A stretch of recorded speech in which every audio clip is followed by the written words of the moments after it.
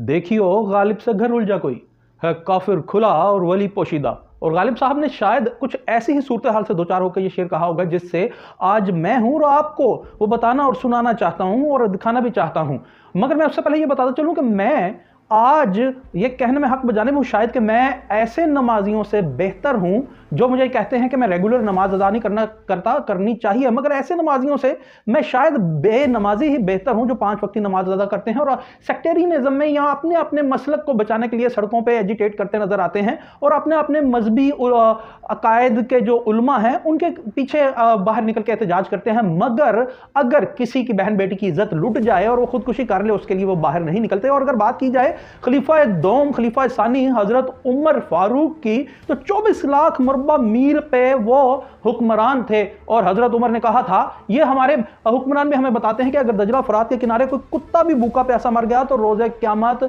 उमर उसका जवाबदेह होगा। मगर आज के हुक्मरान भी ऐसे हैं कि यहां भूख से कुत्ता या प्यास से कुत्ता मरना तो दरकिनार, बच्चियां जिनके साथ रेप हो रहा है, जना बिल जबर हो रहा है और वो वावेला कर रही, मगर कोई कान नहीं धर रहा, उनकी कोई बात नहीं सुन रहा और वो खुदकुशियां कर रही हैं। मगर हुक्मरान दम साधे बैठे हैं और मैं ऐसे 5 वक्त के नमाजियों से मैं बेनमाजी बेहतर हूं जो 5 वक्त की नमाज पढ़ के अपनी अपनी फिका को बचाने के लिए सड़कों पे एजिटेटिव नजर आते हैं। मगर ऐसे मामलात में वो कोई एहतजाज नहीं करते कि बहनों बेटियों की इज्जतें लुट रही हैं। और वो कौन सा मसलक है दीन इस्लाम में जो इस चीज़ की इजाज़त देता है किसी के खिलाफ जुल्म हो और या बहन बेटी की असमत दरी हो और वो खुदकुशी करे कि उसे दाद रसी नहीं हो रही, इंसाफ नहीं मिल रहा और कोई कदम आगे ना बढ़ाए। और बकौले गालिब काबे किस मुंह से जाओगे गालिब, शर्म तुमको मगर नहीं आती। ये जो जन्नतें बांटते फिरते हैं आप कि ये दुआ पढ़ लीजिए 70 साल के गुनाह माफ हो जाएंगे, ये तमाम उलमा कराम शायद इन्हें शर्म ही नहीं आती बसद एहतराम कि जो मुख्तलिफ मामलात पे सड़कों पे नजर आते हैं मगर ऐसे मामलात पे सड़कों पे नजर नहीं आते। अपनी बैक स्क्रीन पे आप चलता हुआ देख रहे हैं कि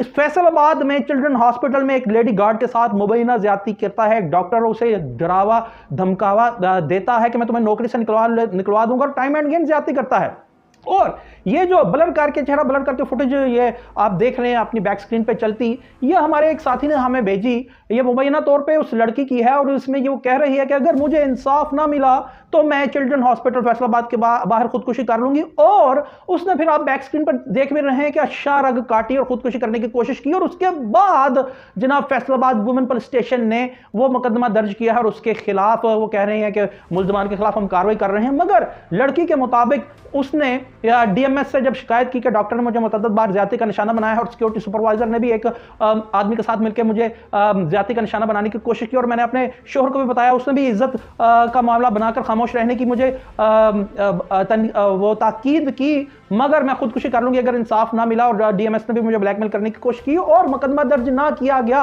और जब उसने खुदकुशी की कोशिश की अपनी शाह काट ली तो तब मुकदमा दर्ज हुआ है। और आज ही टेलीविजन स्क्रीन पर वुमेन